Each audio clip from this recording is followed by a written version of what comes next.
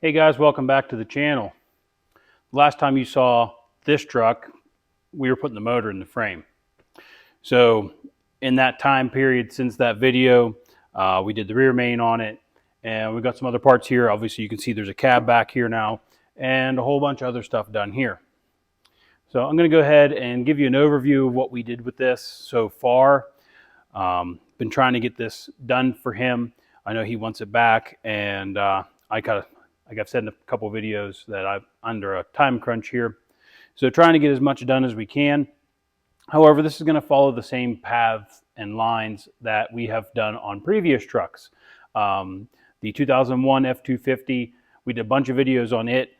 We basically did the same stuff to this as we did to it. However, we are doing a couple things differently on this one. So we used a lot of OEM parts, a lot of high quality parts. Whereas, on this one, he wanted to do more parts store stuff. So you're going to see a lot of aftermarket stuff. Didn't want to spend a pile of money on this truck, which I don't blame him. So he's trying to keep it budget friendly instead of just buying everything top of the line, the best of the best of the best. And hey, if that's what he wants to do, that's what he wants to do. As long as the parts work and do their job, I'm totally okay with it. So I'm going to go ahead and show you what we did to this and get you a little bit of a feel on how we're doing things with this. First, we're going to start with this cab here. This is a cab for this truck, and it is all repaired, and he had taken it off, him and his boy themselves, all fixed up, done, painted, ready to go. It's been painted for about 2 years now, if I'm not mistaken. It's been sitting in his garage. But didn't paint everything, so he didn't paint the hood hinges, the door hinges, and stuff like that. Whenever Ford did these, they didn't do a very, very good job of painting them. You can see that there's some gray on here, and we'll get the camera over here to show you, but they don't do a real good job painting them, so he wasn't too concerned about getting them fully covered in paint. He's not going for a show truck type of look here. He just wants the truck to be usable, to be safe, and to not cause any problems down the road. So this truck's 20 years old, and it's like, it doesn't need to be perfect for him. He just wants it to be right and not cause him any problems. So we went through and we did all of the maintenance stuff. There's videos for the engine here. We went through and serviced the engine, didn't take any of the heads off, just looked inside the cylinders when we had it upside down. It was good. And, that just refreshed that. They had the transmission rebuilt locally, and we went ahead and did some other stuff as far as getting things put together and bought and put on. So going to go ahead and go over some stuff that we did on this truck, some stuff that we did differently from previous trucks that we've done here. So going to go ahead and get started.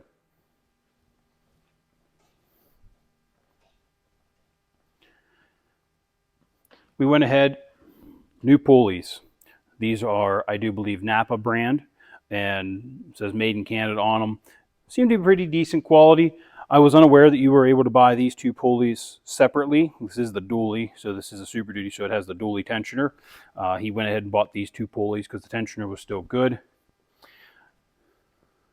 One other thing is he went to inline tube and bought brake lines.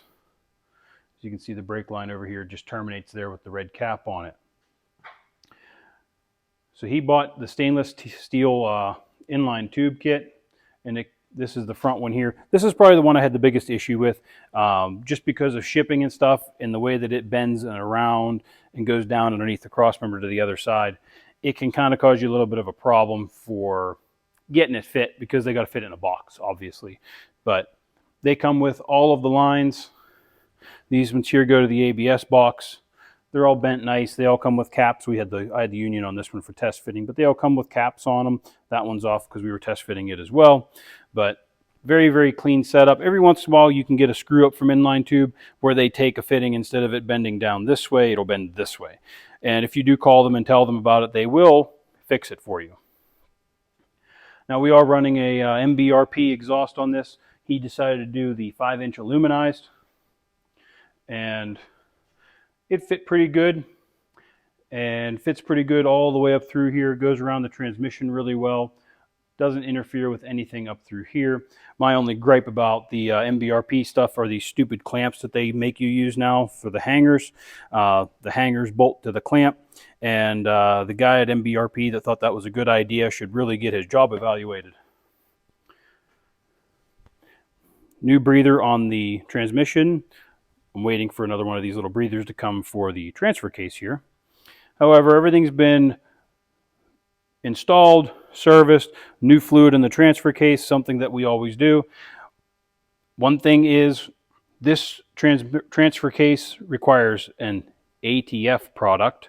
However, I don't know when they started to use the Merc-On V, but when you are servicing your transfer case and it specifies an ATF like Merc-On 3 or Dexmerc 3, and doesn't specify a Merc-On V or 5, make sure that you buy transfer case fluid, not just put Merc-On V in there, because that doesn't have the friction modifiers or whatever that they put in it, the additives for this transfer case.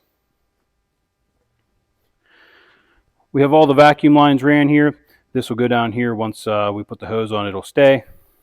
New soft lines, no calipers still yet.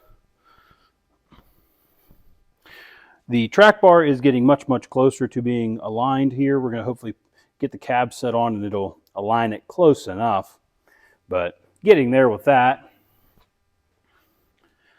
New power steering lines to and from the booster. We did not do new power steering lines to and from the cooler. These lines were replaced at some point and are still in very, very good shape, not rusty, crusty, or anything very greasy, perfect. So we didn't end up changing those. This is the updated radiator hose. Don't mind the battery cable. So this is a updated radiator hose. Now, if you have a 99 to 03 Super Duty with a 7.3 in it, then this hose would come through the belt drive. Whereas they make an updated design, which is this one here, it actually comes out and behind the belt. So the problem was whenever you go to change your belt, obviously your coolant, your radiator hose runs through the belt. You have to take off this hose to get the belt off. Well, they made this updated hose here, and it runs through here behind the belt. So if you ever do need to change your belt, you don't have to take off your radiator hose to change your belt.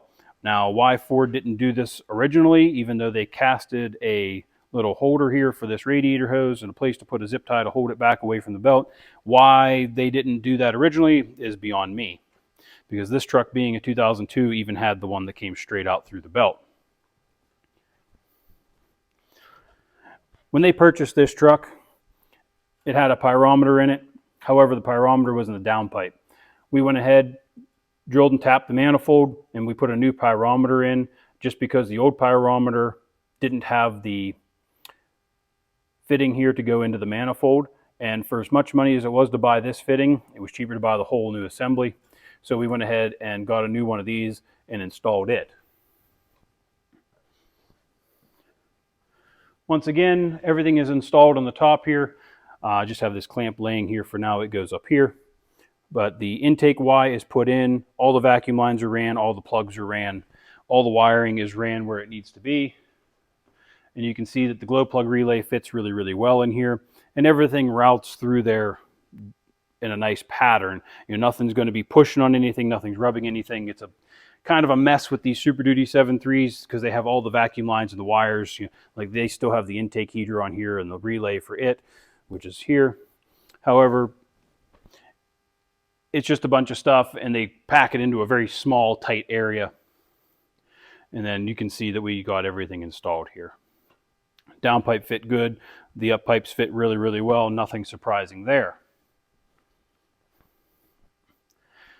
Jumping over to the cab, we are running a new dryer here, and then there's a new evaporator inside the box here. Also, a new heater core back in the back here with new OEM heater hoses. I always replace these with the Super Duty trucks because they kind of suck to get off and on back there. They're way back in there. You can kind of get to them with the engine in place, but it just sucks. There's no good way to get around them. However, same old stuff here. We went ahead, ran the wiring harness. This is just laying here for now because we don't have the cowl panel. We need to get some more of these clips here. These are very, very brittle and always break for some reason. So we need to get a couple more of those, and we can put the cowl on after we put the windshield back in it. And then this will be held up with the cowl. But all the wiring is ran. We have our factory vacuum pump here. The solenoid here for the hubs is here, and they're going to be retaining the OEM hubs with this. And I guess the Warns were on back order, so they went ahead and bought a set of OEM style hubs. So they'll be using the auto feature on this because it is electronic shift on the fly truck. So we'll reutilize that. We'll hook the vacuum up once we put it back on the frame here. Battery brackets are in. We reused the AC lines. They are still good.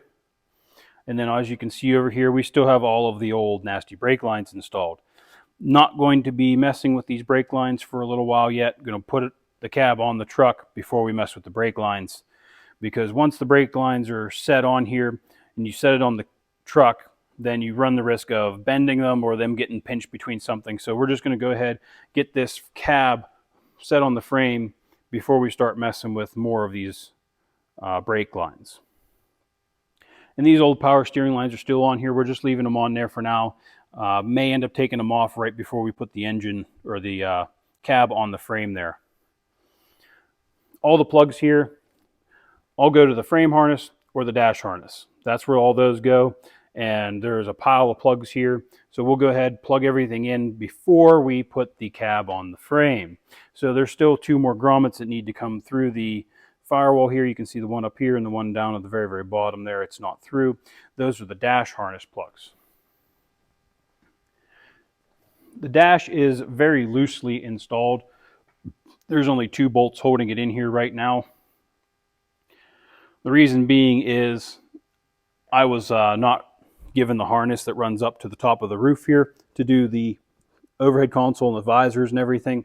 So I need to get that harness ran, and it runs down in behind the dash here. And it actually plugs in to this plug here. So when you're doing your 99 to 03 Super Duty, make sure that you have all of your wiring inside the cab before you try to put the dash in. Because like I said, we're going to have to probably pull this side of the dash back out to get that harness in. But all of the harnesses ran inside the cab. Didn't have too many problems doing this. This time we left the column on the dash. That's how they took it out, so we went ahead and just put it back in that way. Wasn't too difficult with the fact that the windshield's not in it. We got everything set up here. So no glass in here yet, no doors on here yet. Once we get the cab set on, we're going to go ahead and get the doors fit up before they get painted, and then take them back off so he can take them home and get them painted. One thing to make mention of here is 2003 they changed these vents. So if you're doing a cab swap of some sort, or you are picking for stuff in a junkyard or whatever, these vents are different from 2003 and up. So your 2002 and older are different from the 2003 and up. Why Ford did that, I'm not real sure. Same with the lights, the dome lights here. You can see this one has these 2 little pins and a plug. The 2001 and older trucks don't use those pins and plug. They actually use inserts that kind of snap into the cross members of the cab roof. So little various changes that they've done throughout these years on these Super Duties. It gets kind of annoying because you're trying to mix and match some stuff sometimes, but that's what they do, I suppose. Hinges are all good. Everything's been anti-seized, tapped before installing bolts. But we are moving forward with this truck here. Hopefully have this thing put back together here in a couple days and get it back to him so they can finish the final assembly, as I won't be doing the final assembly here. The only thing that they wanted me to do to this truck was get it put back together, get it running, so they can finish this up as a pair. However, the only thing that we're going to be doing different on this truck, and I tried talking them into it, was these mounts. You can see we got the goop on there. These are polyurethane. He went to a Daystar brand, didn't want to spend the money for the S&B, which, hey, that's fine, whatever he wants to do. However, you can see these are polyurethane. You get the retainers that go from on the bottom and then also on the top there. So this will go on the bottom like so. What I like to do is I always put a little bit of anti-seize where these hexes come together. It'll help it kind of twist and line up correctly. And then at the same time to hopefully keep the corrosion from getting in between the two collars, because once they're pressed together, they stay together. And we don't want to have any issues with getting these apart if they were ever have to come apart. But we will be using the polyurethane Daystars on this, and that's what he wanted to use, so that's what we're going to use. And then they left the OEM mounts in the front here for the radiator support. He said that they were good enough shape for him. Didn't want to take them out. Didn't want to deal with the bolt. The bolt was still pretty good, still all the threads there. So we'll be reusing these front ones instead of replacing these. That's the update for Luke's truck here. And hopefully we'll have a cab on here soon. And we'll get another update for you guys coming along after the cab goes on. But same as usual, the only thing that's going to be a little bit different is we're going to have a super cab going on this time instead of the crew cab. So picking the super cabs up is a little bit funky. So we're going to go ahead and it'll have to be a little bit of rigging to get it to sit the way I want it to sit, the way we put these on and off.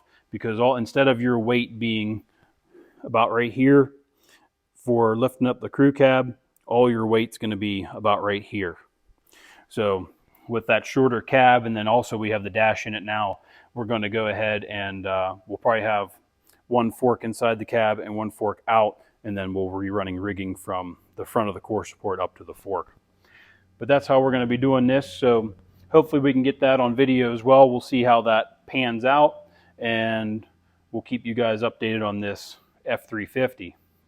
But thanks for watching, guys. I appreciate the likes and the subscribes. I appreciate the support from everybody. Trying to keep doing this proficiently and try to make sure that we keep getting informative videos for you guys to watch. Hopefully you can all learn from either my mistakes or, tips and pointers along the way when you're doing your truck here. So thanks for watching, guys, and we'll catch you on the next one.